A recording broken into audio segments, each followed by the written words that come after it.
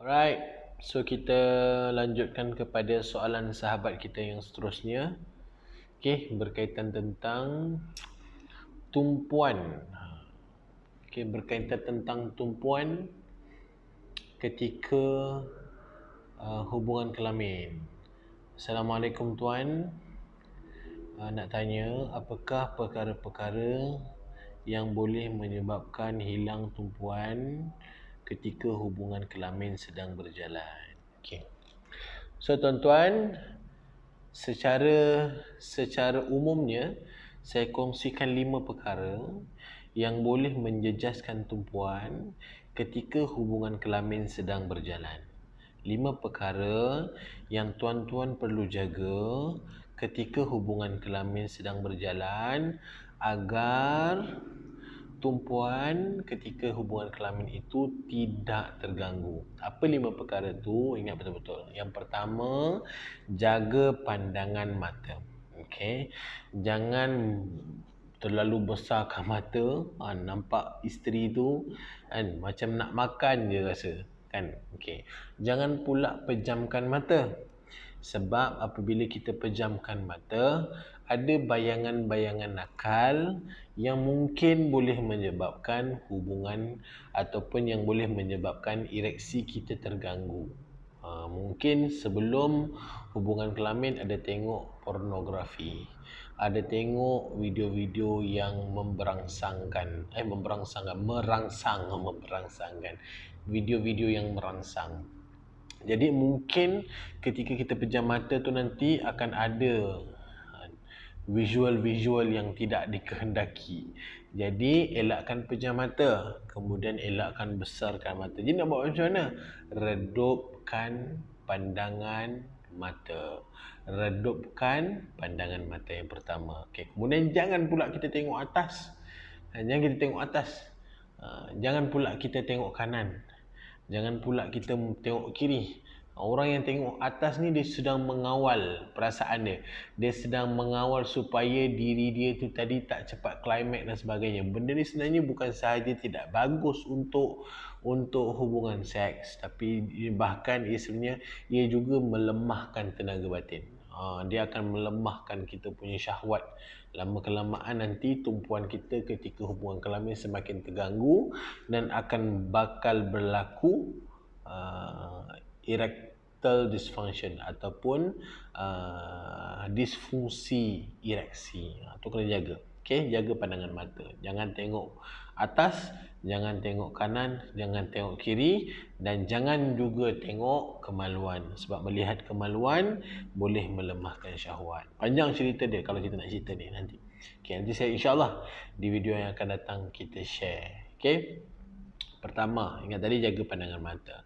Okey, kemudian jaga pendengaran kita. Apa yang kita dengar ni tadi jaga. Maksudnya janganlah kita berjimak ataupun melakukan hubungan intim ketika waktu siang, kan? Ketika waktu siang. Time kita nak bersama itulah ada orang bagi salam. Time kita nak bersama itulah jiran ketuk menukang dan sebagainya, bunyi piling lah, bunyi itu. Sebab tu waktu yang terbaik kita buat ialah waktu malam. So jaga apa yang kita dengar. Sebab kadang-kadang apa yang kita dengar ni mempengaruhi tumpuan kita ketika hubungan kelamin.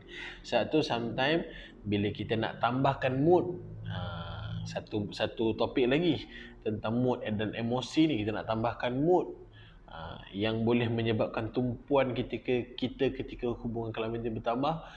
Kita pasang muzik yang lembut, muzik yang romantik. So kita kawal pendengaran kita. Ni yang boleh ganggu, boleh kacau tumpuan.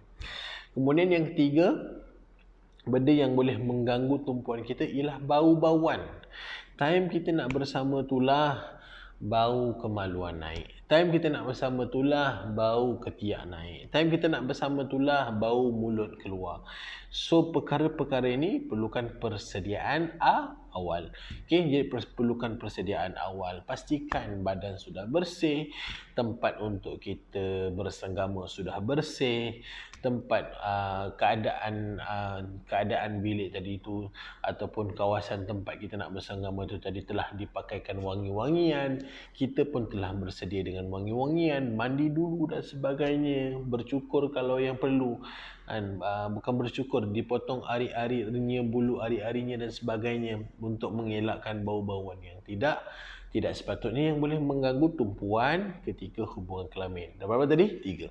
Yang pertama, pandangan. Kita jaga pandangan mata kita. Kemudian kita jaga pendengaran kita, apa yang kita dengar. Kemudian kita jaga apa yang kita bau. Kemudian yang keempat, kita jaga apa yang kita jamah. Okey, maksudnya bagaimana? Ketika hubungan kelamin, pasti akan ada hisapan, pasti akan ada jilatan, kan? So ketika kita menjilat tadi, kononnya sebelum bersama tadi pakai minyak wangi banyak sangat, kan? Spray kat leher, kan? Spray kat belakang telinga, titik-titiknya istimta pula tu, titik-titik penggairahan pula tu, kan? Titik-titik penggairah. Jilat bahagian situ. Bila jilat terasa pahit. Bila pahit, muka macam mana? Berkedut. Bila berkedut tu jadi macam mana? Jadi tumpuan kita akan hilang. Setidak-tidaknya kita perlukan sedikit masa untuk hilangkan rasa pahit tu, dan sedikit masa tu tadi akan menjejaskan ereksi dan tumpuan kita ketika hubungan kelamin. Okey. Kemudian yang kelima, yang terakhir sekali ialah apa yang kita rasa. Maksudnya, contoh ketika kita bersama tu, masa itulah kaki terkena bucu katil, masa itulah kepala terantuk, masa itulah jadi rasa sakit, rasa tidak selesa, rasa-rasa ini yang menyebabkan tumpuan kita mudah terganggu ketika hubungan kelamin. Jadi jaga 5 benda ni. Pastikan 5 benda ini terjaga, terpelihara, tersedia. Maksudnya tersedia ni maksudnya kita dah bersedia awal akan perkara-perkara yang boleh mengganggu 5 faktor utama ini tadi. Okey. So buat sahabat yang bertanya, semoga persoalan yang ditanya terjawab.